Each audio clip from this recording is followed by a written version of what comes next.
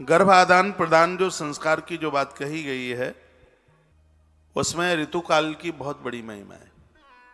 एक महीने में जितना भी अनजान में जो भी कुछ अपराध होता है नारी से, ऋतुकाल के 4 से 5 दिन में उसके तत्पश्चात उसको शुचिता पवित्रता मिल जाती है। 7वें दिन वह नारी इतनी पवित्र हो जाती है कि देवता उसके हाथ का अन्न खाने के लिए तरसते हैं। सजग्र समझदार नारी हैं, मेरी बात के ऊपर विश्वास करते हुए ऋतुकाल का 7वां दिवस हो, स्नान नहा धो करके वह रसोई सजाएं और भगवान का भोग लगाएं। श्रीनाथ के 56 भोग से बढ़कर के रसोई हो जाएगी। यह प्रभाव आपके घर को तीर्थ बना देगा, आनंद भर देगा। मैं कुछ गर्भकाल से पूर्व की कुछ चर्चाएं करता हूं। ऋतुमती नारी ऋतुकाल धर्म से लेकर के 16 दिन तक वह संतान को जन्म देने की अधिकारिणी होती है। 16 दिन के बाद तो वासना है, भोग है, उसमें गर्भ में संतान नहीं आती। वर्णन किया है कि ऋतुकाल का 4था दिन है। पति पत्नी के संबंध में 4थी रात्रि के संयोग से संतान तो गर्भ में आ जाएगी, लेकिन अल्पायु कभी भी मृत्यु को प्राप्त हो सकती है। 4था दिन ऋतुकाल समय में 4था दिन पति और पत्नी का संबंध, जिनके माध्यम से गर्भ में संतान आती है, पुत्र का ही जन्म होगा 4था दिन, लेकिन अल्पायु वाला होगा, कभी भी मृत्यु हो सकती है। पुत्र की प्राप्ति तो होगी, लेकिन कम उम्र वाला। एक एक बात को बहुत बारीकी से सुनना। ये 4था दिन वंश निर्वंश हो जाए, ऋतुकाल के 4थे दिन बच्चों को, संतान को जन्म देने की सोचा भी न जाए, तो 4 दिन ये निकल गए। अब है 5वीं रात्रि। 5वीं रात्रि को पति और पत्नी का जो संबंध है वो बेटी को 100% जन्म देगा। उसमें कन्या का जन्म होगा, पुत्री का जन्म होगा। 6वीं रात्रि ऋतुकाल धर्म से जो 6वां दिन है, पति और पत्नी का संबंध संतान को जन्म देगा, पुत्र का जन्म होगा, लेकिन मध्यम आयु वाला बच्चा होगा, न कम होगी उम्र न ज्यादा होगी। तो संतान को जन्म देने के लिए ऋतुकाल का 6वां दिन भी ठीक नहीं है, बढ़िया नहीं है। उसके बाद में है 7वीं रात्रि। ऋतुकाल की 7वीं रात्रि, इसमें पति पत्नी का संबंध होगा, बेटी गर्भ में आएगी और ऐसे बेटी का जन्म होगा जो जीवन में बांझ रहेगी, उसको कोई भी संतान नहीं होगी। 100% कन्फर्म, बेटी को संतान नहीं होगी।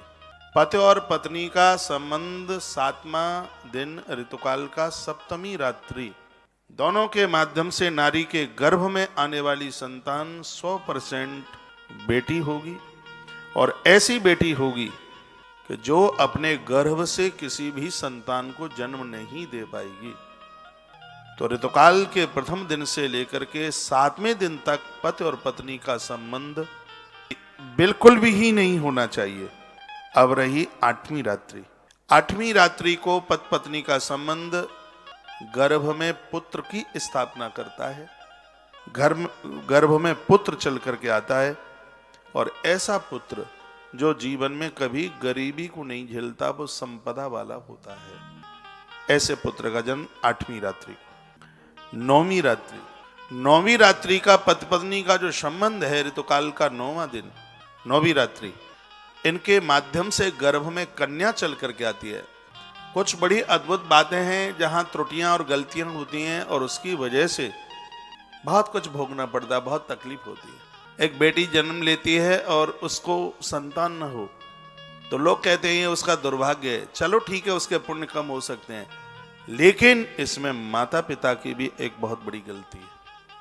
7वें दिन पति पत्नी के संयोग में गर्भ में आने वाली संतान बेटी, और ऐसी बेटी को जन्म मिले जिसको औलाद न हो, तो 7वां दिन ऐसे चला गया। 8वें दिन में पुत्र, अच्छे पुत्र की कामना की गई है। 9वें दिन में बेटी, और ऐसी बेटी जिसके आगमन पर घर में धन की वृद्धि होती है और वो धनवान परिवार में जाती है, अच्छे घर में जाती है, अच्छे परिवार में जाती है।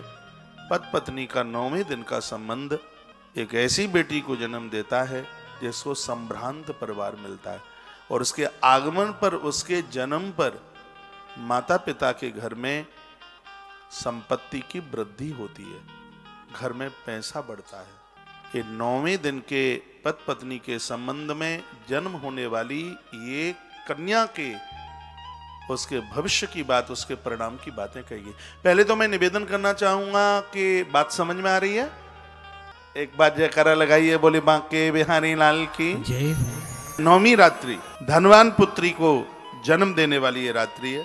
अब रही 10वीं रात्रि। 10वीं रात्रि को पति और पत्नी का जो संबंध है यह पुत्र को जन्म देती है, लेकिन वो पुत्र ऐसा है जो चतुरा है, चालाक है। वो अपनी पत्नी और बच्चों के अलावा किसी के लिए जिंदगी ही नहीं जीता। वृद्धावस्था में माता पिता को अनाथालय वृद्धाश्रम पहुंचा दे तो कोई बड़ी बात नहीं है, ये बिल्कुल हो सकता है।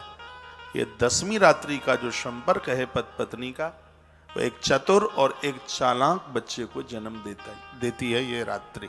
इसलिए हमारी ऋषियों की दृष्टि में पुत्र के जन्म के लिए 10वीं रात्रि को, बेटा तो जन्म लेगा तो ये 10वीं रात्रि भी कोई बहुत ज्यादा ठीक नहीं है।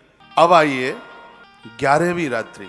11वीं रात्रि है ऋतुमती धर्म की, जो उससे गिनती की जाए तो 11वीं रात्रि बेटी को जन्म देगी, कन्या को जन्म देगी। कन्या सुंदर होगी, ठीक होगी, बढ़िया होगी, लेकिन माता पिता की बात नहीं मानेगी।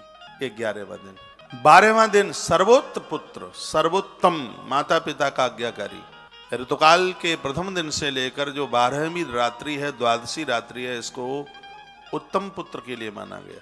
अच्छे बेटे को जन्म देने के लिए बताया गया है। ये सर्वोत्तम शब्द है, ऐसा पुत्र जन्म दे। ये लिखने लायक बातें हैं। देखिए, मैं व्यासपीठ पर बैठा हूँ, मैं सनातनी हूँ, और बहुत बातें मैं यहाँ से पर्दा डाल करके कहता हूँ। कुछ बातें मैं ना कहने की इच्छा में ना होता हुआ भी मुझे बोलना पड़ता है। इन ग्रंथों को पढ़ा है। ये 11वीं रात्रि 12वीं रात्रि है, सर्वोत्तम पुत्र को जन्म देती है। 13वीं रात्रि है, वो कन्या को जन्म देती है। ऐसी कन्या जो अपने मन मुताबिक विवाह करे, जिसके पति के लिए वर्ण वो स्वयं उसका चुनाव करती है। ये 13वीं रात्रि है। कन्या को जन्म देने के लिए 13वीं रात्रि ठीक नहीं है, बढ़िया नहीं है, अच्छी नहीं है।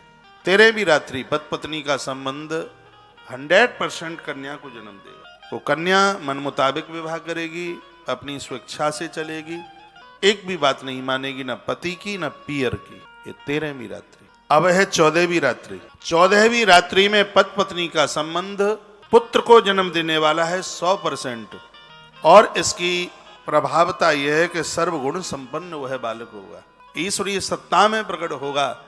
जो एक मानव जाति में पुरुष के अंदर जितने भी गुण होने चाहिए, वह 14वीं रात्रि में माता पिता के संपर्क से मां के गर्भ में आने वाली वह संतान पुत्र के रूप में होगी। एक प्रमाण आता है, कथा आती है। 14वीं रात्रि शकुंतला और राजा दुष्यंत का संबंध, संपर्क, इसने इस धरती पर श्री भरत को जन्म दे दिया। उसके बाद में है 15वीं रात्रि।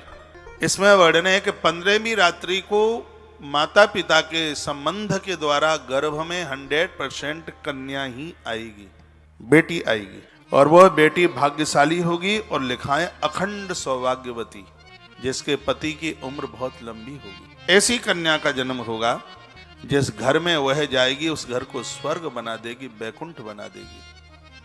तो पुत्र जन्म के लिए 14वें दिन से बढ़िया रात्रि नहीं है, और बेटी के लिए 15वीं रात्रि से बढ़िया और कोई रात्रि नहीं। कुछ हैं, लेकिन सबसे बढ़िया पुत्र के लिए 14वीं रात्रि और कन्या के लिए 15वीं रात्रि। इनको बहुत ज्यादा शुभ माना गया है। 16वीं रात्रि तक वर्णन किया गया है। आज्ञाकारी संतान पुत्र ही चल करके आता है।